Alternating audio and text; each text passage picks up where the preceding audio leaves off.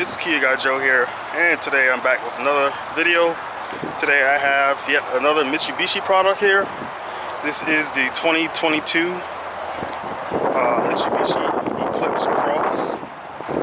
But before we get into it, make sure you guys like, comment, share, subscribe to the channel, share my videos, share your thoughts on this video and on the vehicle, and let's keep it going. Let's get into it. So before we get to the rest of the vehicle, let's start from under the hood. This 2022 Mitsubishi Eclipse Cross has a 1.5 double overhead cam turbocharger. It's pushing about 152 horsepower and I believe about 147 pound-feet of torque. I'll be sure to put the correct numbers in the video when I get them. This engine is mated to a CVT transmission. So although Nissan and Mitsubishi have this, this project going on with their vehicles and whatnot, where they're trying to bring out new models, some of Mitsubishi's products still use CVT transmissions, while Nissan is going away from, CVTs, and they're going to automatics, 6-speed, 7-speed automatic transmissions. So that's where Mitsubishi is still different from Nissan, even though they have this partnership going on.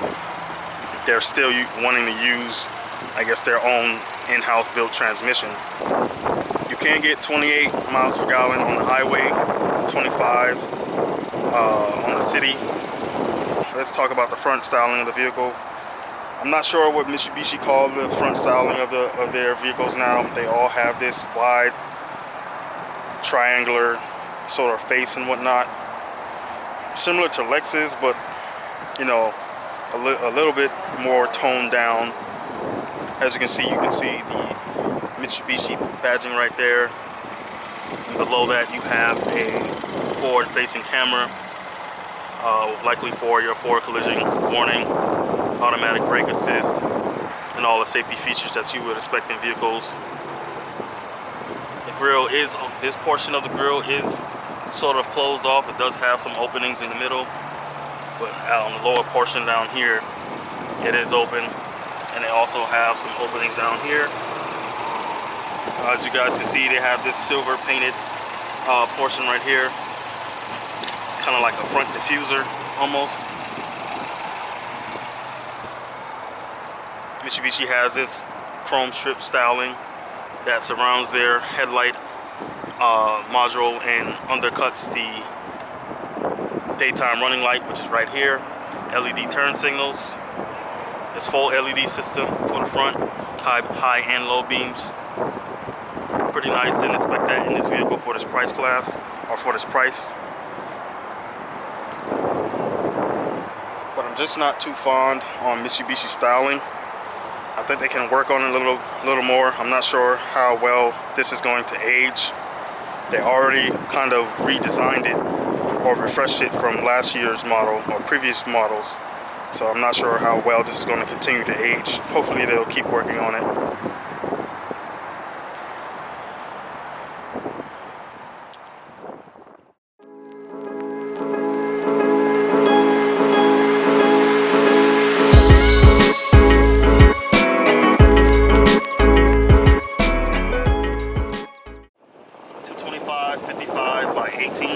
So these are 18-inch wheels right here. I believe these are the bigger size that you can get on the Eclipse Cross. I don't think it goes any bigger than this. But the design is pretty nice. It's a two-tone, silver and black. Nice looking wheel. Got wide openings, so they should be easy to clean. Nothing special about the brake calipers. Just something, just regular brake calipers. This is a front-wheel driven car, so you shouldn't expect to do any burnouts and whatnot. And it is a CVT, so that doesn't get any better than that. Rear of the vehicle, this is probably the biggest difference of the Eclipse Cross for this year versus previous years. You can see that they toned down the look of the tail lights, and it no longer has that Pontiac Aztec look. The portion of the glass here and a smaller portion of glass down here, totally eliminated that. I guess people didn't really like it too much, which is why that car didn't sell too well. But as you can see, LED brake lights, incandescent turn signal, incandescent reverse light. Looks pretty nice. I really like this version or this style better than when the Eclipse Cross first came out with that old school Aztec look. You can see the Mitsubishi emblem right there and Eclipse Cross spelled out. This is the SE trim. I don't believe they go any higher. If it does go any higher, then it's probably an SEL trim, which would be the last trim. Lifting the rear hatch there. This has a lot of space back here. I'm not sure of the dimension numbers, but I'll be sure to put that in the video when I get a chance. But there's a lot of space back here. I would assume there's probably about maybe 15 to 16 cubic feet of cargo space. You can fit a good amount of boxes or suitcases and went back here. They gave you a tonneau cover to kind of hide your belongings. And as you guys can see, looking from the rear, this is a 5-seater or a 4-seater, depending on how you want to configure it. There's no button to automatically close the lid, so you have to manually close it with this handle right here. No exposed exhaust tip, just some silver painted portion right here to act as a rear diffuser. You have your reflected lights right there on the side. No exposed exhaust. Of course, this is not anything powerful. It's only 152 horsepower. So again, you don't expect to do any burnouts in this vehicle. Alright, before we hop into the 2022 Mitsubishi Eclipse Cross, let's take a look around the interior. And let's take a look here at the door panel here. Up top, we have a soft touch injection molded plastic here. If you press it hard enough, the fingers can sink into it. We have some piano black plastic right here with a silver accented door handle right there, with some silver accented trim right there. This portion right here is soft padded, hard touch plastics, hard touch plastics, hard touch plastics, all the way down. Your mirror controls are right there on the door handle. To down the window, you only have automatic up and down for the front driver's seat. You have to hold it for all the other doors. Then you have some bottle and storage right there on the bottom portion of the door. Speaker system, I believe this is a 6-speaker system. Nothing special about it. It's not a Harman Kardon or a Bose or anything. But stepping inside the Eclipse Cross, as you guys can see, this is a crossover SUV, so it has an easy stepping height. Closing the door. Nice and solid sounding thunk and feel to it. Not too much rattles or shakes throughout the door. And taking a look around the rest of the interior here. The rest of the interior here, this is soft touch up here, soft touch injection molded plastic. If you press it hard enough, you can sink your fingers into it. This is also soft touch right there as well, so that's surprising to see. I thought all of that would be hard touch plastics. But this portion right here on the glove box is definitely hard touch plastic. Some more of that silver accented trim that flows throughout the whole dash right here. Taking a look here at the glove box, it is damped but not lined with felt. And it does have some sort of 2 levels to it, so you can store maybe an iPad or something up there. That is hard touch plastics, or anything that you do put up there will be sliding around. And a good size for the glove box as well. Taking a look here at the left side of the steering wheel, you have a forward collision warning. You have a lane departure warning right there, and your traction control button right there as well. Some more of that silver painted trim that, you know, flows across the dash, comes all the way down to the center console. Taking a look here at the steering wheel, you have your phone and volume controls on the left side. Nice feeling, not too much piano black plastic on the steering wheel as well. Steering wheel is rather thin, but it does feel comfortable in the hands. It's not leather wrapped or anything. It's kind of like that soft touch injection molded plastic that's on the dash. That's what it feels like. The horn, ooh, that's rather wimpy right there. Not deep Not the way I would like it at all, but that's what Mitsubishi is used to doing. On the right side of the steering wheel, you have your cruise control buttons. You can cancel it, turn it on, and reset and go up and down in speed. I'm not sure what this space would be for. Pretty sure that's probably for maybe Nissan's safety shield system that they put in the Outlander. That might be what that space is for. The gauge cluster looks rather old school. Nothing special about it. It is colorful. It is bright, so it should be easy to see in the daytime. They have these buttons right behind the headlight toggle right here and the turn signal indicator. I'm not sure what they would be for. I'm pressing them and they're not doing anything, so I'm not sure what those buttons right there are for. The push start stop button is right behind the windshield wiper controls, and this button right here is to reset your trip meter and whatnot. That's very old school. Mitsubishi's probably one of the only car manufacturers that still use that. Taking a look here at the seats, very nice and padded with some leatherette material with some soft cotton-like material in the middle of the seats. Not like cotton. I'm not sure what material this is, but it's there. And as I said, they also have some leatherette material around it. The center armrest is very nice and padded. And opening, you can see they have a little change holder, some storage, no USB ports in there.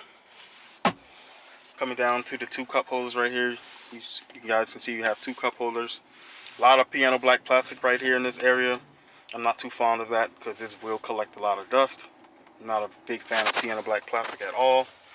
I wish they could have used some of this material and darken it out to kind of, separate the colors if they did that. You have a electronic parking brake right there. You have auto hold. Didn't expect that either. And you have two-stage heated seats. You have just a high and low for the front driver and passenger. No cooled seats in this model. If they do offer cooled seats, you probably have to go to the SEL trim. The gear shifter, nothing special about it. You have your park, reverse. When you go into reverse, give you a nice backup camera. Very grainy. Quality is not that good, and they don't have any trajectory or anything. It's just a simple backup camera. And of course, N for neutral and D for drive. No front. It does have a front facing camera, but that's more for a safety system. There is no option to view the front camera like some other vehicles. Not sure what this space here is for. It's just there. I know in the older model they have a trackpad. They had a trackpad in this area that I'll be able to show you guys in another video. Two USB ports right there, and the 12-volt power outlet right there. To change modes, or the only mode that this vehicle has is a regular mode and of course eco mode. I'm not sure why they put the eco mode button way down there. They could have put it somewhere in the middle over here. And they have two spaces where something else would go. Those spaces might be filled in the SEL trim. I'm not sure. The Hvac controls, very familiar. Looks like something that came out of my Mitsubishi Mirage when I had that vehicle. But it's very simple. You have your temperature dial, of course your fan speed, on and off, AC controls. Simple controls, very easy to use. Above that you have your hazard lights and an indicator for your passenger airbags and your airbag as well. Some more of that piano black plastic along the AC vents. And then coming up top to the infotainment screen. This is an 8-inch system. Just a regular system. I'm not sure if Mitsubishi does like their own system, like Kia's Yuvo Genesis and Hyundai's Blue Link system, or any other manufacturer's branded system. This is just something regular, and it's not anything that came out of the Nissan as well. So you can tell this is where Nissan and Mitsubishi didn't work together. They didn't work together on this Eclipse Cross. But taking a look at the 8-inch touchscreen, it does have Apple CarPlay and Android Auto. It's not wireless though. You have to use a USB to connect it. As you can see, you have your multimedia, which is your radio. You have your phone. You have your settings and whatnot, volume controls. All simple stuff. You have the vehicle info. And you have built-in navigation here. It is pinch to zoom. Looks pretty nice. Not too fancy, not Mercedes-esque or anything like that, but it will get the job done.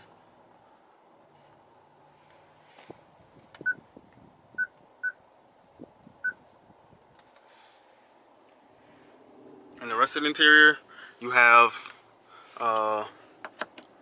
incandescent lighting. No LED lighting in this cabin. If they do offer LED lighting, you have to go for the SEL trim.